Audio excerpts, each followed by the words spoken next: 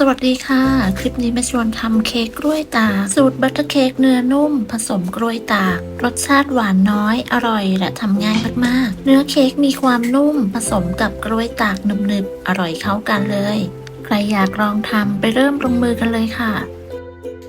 ขั้นตอนแรกเราก็มาเตรียมกล้วยตากก่อนใช้กล้วยตากประมาณ100 กรัมนำมาหั่นเป็นชิ้นเล็กๆอย่าให้ใหญ่มากหั่นกล้วยตากไว้แล้วเราก็พักเขาไว้ก่อน ต่อไปเราก็มาเริ่มตีส่วนผสม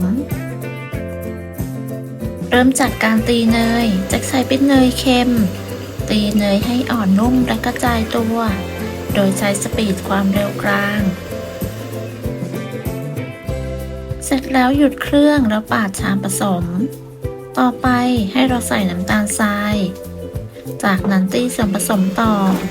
เปิดสปีดความเร็วกลางตีเนยกับน้ำตาลให้เข้ากันจนขึ้นฟูเล็กน้อยจากนั้นหยุดเครื่องแล้วปาดชามผสม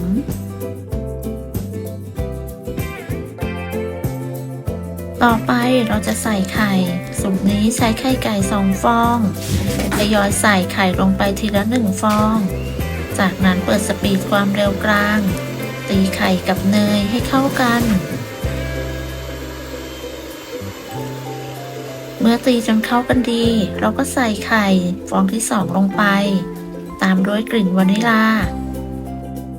หรือใครจะใส่กลิ่นนมเนยก็ตามที่ชอบเลยจากนั้นเราก็ตีส่วนผสมต่อด้วยสปีดความเร็วกลางตีจนส่วนผสมเข้ากันดีก็หยุดเครื่องปาดชามผสม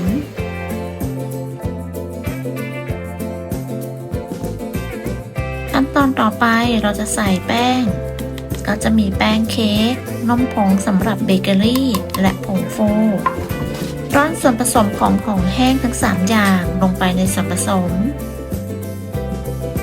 จากนั้นใช้ไม้พายคนคลุกเคล้าส่วนผสมให้เข้ากัน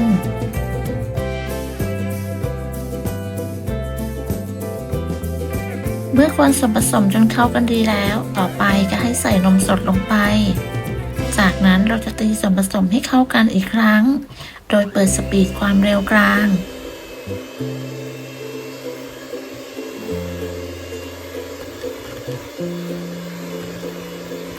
ตีส่วนผสมจนเข้ากันดีแล้วเราก็หยุดเครื่องปาดชามผสมขั้นตอนต่อไปเราจะใส่กล้วยตากค่ะกล้วยตากที่เราหั่นไว้แจ็คใส่แป้งลงไปประมาณ1 ช้อนชาคนคลุกเคล้าแป้งและกล้วยตากให้เข้ากันวิธีนี้จะช่วยทำให้กล้วยตากไม่จมไปอยู่ที่ก้นเค้กเสร็จแล้วใส่กล้วยตากลงไปในส่วนผสมเลยค่ะแล้วก็คนคลุกเคล้าให้เข้ากันจากนั้นก็นำไปใส่พิมพ์เค้กได้เลยวันนี้ใช้เป็นถาดอลูมิเนียมขนาด 9x9x1.5 นิ้วทาเนยหรือน้ำมันที่ก้นถาดแล้วก็วางกระดาษรองอบทับลงไปถ้าไม่มีถาดไซส์นี้สามารถใช้ขนาดใกล้เคียงได้อย่างเช่น 8x8 จากนั้นใส่ส่วนผสมลงไปทั้งหมดเมื่อใส่ส่วนผสมลงไปหมดแล้วก็เกลี่ยส่วนผสมให้ทั่วถาดใช้สปาตูล่าปาดด้านบนให้เรียบเนียนก่อนนำเข้าอบก็อย่าลืมเคาะเบาๆเพื่อได้อากาศด้วยเสร็จแล้วเราก็นำเข้าอบกันได้เลยค่ะอบที่อุณหภูมิ170 องศาใช้ไฟบนล่างไม่เปิดพัดลมประมาณ 18-20 นาทีเมื่อเค้กสุกแล้วก็นำออกจากเตาพักเอาไว้ให้เย็นค่ะเมื่อเค้กเย็นแล้วจะนำไปใส่ตู้เย็นก่อนหรือจะตัดทานเลยก็ได้วันนี้จะตัดออกมาให้ได้ขนาดประมาณ 2x2 นิ้วก็จะได้ทั้งหมด16 ชิ้นแจ็คใส่ถาดขนาด 9x9 นิ้วเนื้อเค้กที่ได้จะไม่หนามากถ้าเพื่อนๆอยากได้หนาหน่อยก็อาจจะใช้ถาดที่ขนาดแคบลง